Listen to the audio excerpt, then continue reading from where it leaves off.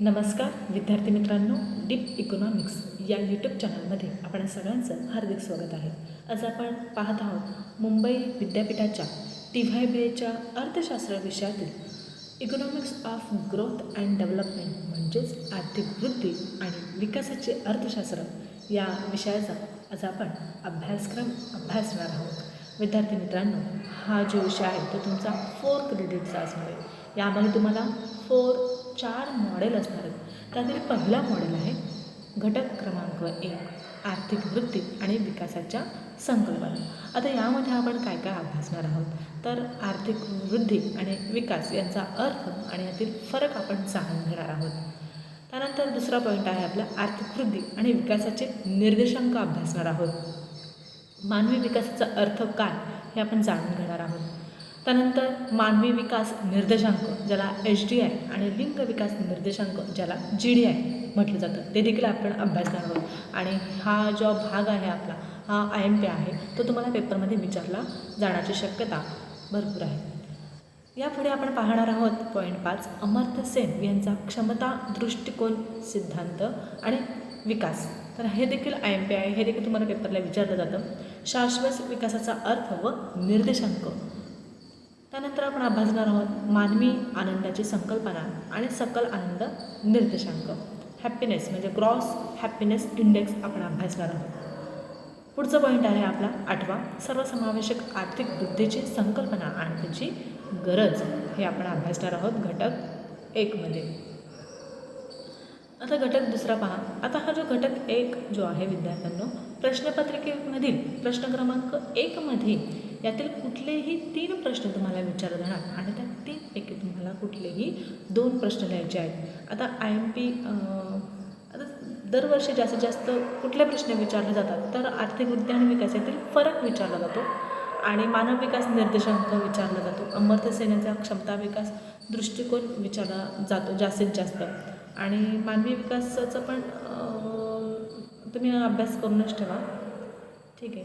आता बोर्डाकडून विचारलं जातं त्यामुळे प्रश्न हे असूही शकतात नसूही शकतात, परंतु हे प्रश्न वारंवार विचारले जातात. त्यामुळे अनुभव म्हणून आर्थिक वृद्धी आणि विकासाचा फरक अभ्यास करू शकता तुम्ही. मानव विकास निर्देशांक किंवा लिंग विकास निर्देशांक अभ्यास करा. अमर्त्य सेन यांचा क्षमता दृष्टिकोन आहे, क्षमता विकास दृष्टिकोन, त्याचा अभ्यास तुम्ही करू शकता. सर्वसमावेशक आर्थिक वृद्धी हे देखील तुमचं IMP आहे.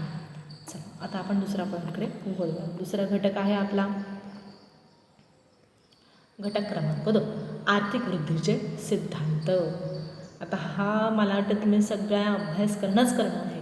आता त्यातील पहिला आहे ॲडम स्मिथ यांचा आर्थिक विकासाचा सिद्धांत. अतिशय सुंदर आहे. कार्ल मार्क्स यांचा आर्थिक विकासाचा सिद्धांत आपल्याला अभ्यासाचा आहे. रोस्टो WW रोस्टो यांच्या आर्थिक वृद्धीच्या अवस्थांचा 5 अवस्था आहेत त्यांनी सिद्धांताच्या, त्या आपल्याला अभ्यासाच्या आहेत. हॅरल्ड डॉमर आर्थिक वृद्धी प्रारूप. त्यानंतर लुईस यांचे द्विक्षत्रीय प्रारूप अभ्यासणार आहोत. आणि शुम्पीटर यांचा आर्थिक विकासाचा सिद्धांत. आता सगळ्यात जास्त प्रश्न विचारले गेलेले आहे तर शुम्पीटर यांचा आर्थिक विकासाचा सिद्धांत हा IMP आहे. त्यानंतर रोस्टो यांच्या अवस्था विकासाच्या पायऱ्या आपण म्हणू शकतो त्याला, हा IMP आहे. हा IMP आहे. म्हणजे आर्थिक वृद्धी आणि विकासामध्ये ह्या दोघांना जास्त प्रश्न विचारले गेलेले आहेत. रोस्टो आणि शुम्पीटरबद्दल, हॅरल्ड डॉमरबद्दल हा थोडासा कठीण आहे हॅरल्ड डॉमर, पण अभ्यास केला तर मनापासून अधिक पूर्णपणे कॉन्सन्ट्रेशन ठेवून तुम्हाला अभ्यास करायला लागेल तर तुम्हाला हे सिद्धांत समजतील. हे 3 सिद्धांत आपले IMP आहेत. त्यानंतर आपण नेक्स्ट आणि लक्षात घ्या हा घटक 2 जो आहे हा प्रश्नपत्रिकेमधील प्रश्न क्रमांक 2 मध्ये विचारला जाणार आहे. ह्या 2 मध्ये प्रश्न क्रमांक 2 मधील ह्यापैकी कोणतेही 3 प्रश्न विचारले जातात आणि त्यातून तुम्हाला किती लिहायचे 2 प्रश्नांची उत्तरे लिहायची आहेत आणि गुण असणार आहेत आपल्याला 15. चला पुढच्या घटकाकडे बोलूया आपण. घटक क्रमांक 3 विकासविषयक समस्या आणि धोरणे. यामध्ये मानवी भांडवलाची संकल्पना आपण अभ्यासणार आहोत. मानवी भांडवल निर्मितीमध्ये शिक्षण, आरोग्य आणि पोषणाची भूमिका. तिसरं आहे दारिद्र्य व विषमतेचा अर्थ आणि त्याचे मापन. चौथा आहे दारिद्र्य व विषमता निर्मूलनासाठी कोणकोणत्या उपाययोजना तर मग त्या उपाययोजनांचा आपण अभ्यास करणार आहोत. त्यानंतर स्थलांतर आहे, नागरिकीकरण आहे, औपचारिक आणि अनौपचारिक क्षेत्र, पर्यावरण शाश्वतता आणि हवामान बदल, स्वयंसहाय्यता गट आणि सूक्ष्म वित्त. तर प्रश्न क्रमांक 3मध्ये घटक 3मध्ये प्रश्न विचारले जाणार आहेत. कोणतेही 3 प्रश्न विचारले जातात, त्यातील 2 लिहायचे आपल्याला. आता यामध्ये सगळेच IMP आहेत असं म्हणायला काय हरकत नाही, पण जास्तीत जास्त IMP आहे आपल्याला सूक्ष्म वित्त विचारलं जातं. मी देते म्हणून तुम्ही तो केलाच पाहिजे आणि त्याच्यात ते बाकीचे विषय सोडले पाहिजे असं नाही, सगळे करायचे आहेत. पण मुलं सतत IMP मागत असतात, मग सगळ्यांनाच सूक्ष्म वित्त आहे आपलं. त्यानंतर हा पण IMP आहे. हा प्रश्न थोडासा वेगळ्या पद्धतीने विचारला जाऊ शकतो. प्रश्न बदलण्याची जी शैली, विचारण्याची जी शैली आहे प्रश्नपत्रिकेमधील, त्या देखील आपल्या यूट्यूब चॅनलला येतील. मानवी भांडवल निर्मिती म्हणजे शिक्षण, आरोग्य आणि पोषणाची भूमिका, हा एक IMP आहे. त्यानंतर सूक्ष्म वित्त हा IMP प्रश्न आहे आपला. पर्यावरण शाश्वतता आणि हवामान बदल हा देखील IMP प्रश्न आहे. दारिद्र्य आणि विषमता ह्यामध्ये पण विचारला जाऊ शकतो हे दोघांमध्ये. आणि मानवी भांडवल संकल्पना हा याला टचमध्येच विचारला जाण्याची शक्यता जास्तीत जास्त आहे. म्हणजे मानवी भांडवलाची संकल्पना सांगू, शिक्षण, आरोग्य आणि पोषणाची भूमिका मानवी भांडवल निर्मितीमध्ये, असाही प्रश्न येऊ शकतो. म्हणजे 2 प्रश्न मिळून एक प्रश्न पण तयार होऊ शकतो. लक्षात घ्या. जेव्हा तुम्हाला नोट्स उपलब्ध होतील तेव्हा त्यामध्ये तुम्हाला समजेलच. ठीक आहे. आता हा झाला घटक क्रमांक 3, म्हणजे आपण प्रश्नपत्रिकेमधील प्रश्न क्रमांक 3वर चर्चा झाली आपली. आता वळूया आता अभ्यासक्रमामधील घटक क्रमांक 4कडे. यामध्ये काय आहे? नियोजन, तंत्रज्ञान आणि आर्थिक विकास. आता आर्थिक विकासातील पायाभूत सुविधांची संकल्पना आणि त्यांची भूमिका काय आहे ते आपल्याला अभ्यासायचं आहे.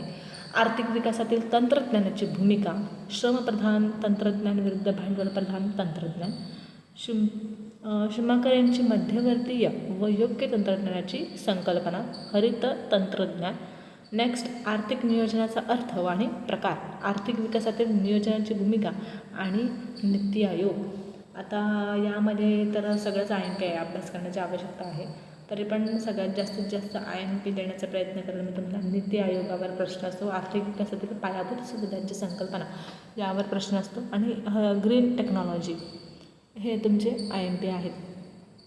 ठीक आहे. अशा प्रकारे हा आपला सिलेबस होता ग्रोथ अँड डेव्हलपमेंटचा, जो तुम्हाला मी मराठीमध्ये ट्रान्सलेट करून दिलेला आहे. आपल्या मुंबई विद्यापीठाच्या अभ्यासक्रमामध्ये तो इंग्लिशमध्ये आहे आणि इंग्लिशचं मराठी ट्रान्सलेट करून देण्याचा प्रयत्न केला.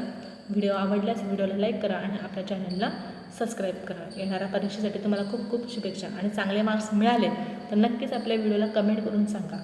ठीक आहे. धन्यवाद.